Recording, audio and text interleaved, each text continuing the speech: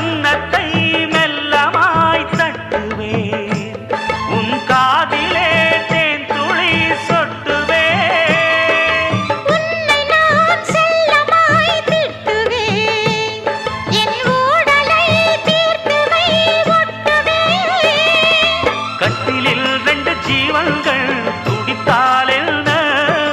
கடலே உன்னை சூரியன் குடித்தால் என்ன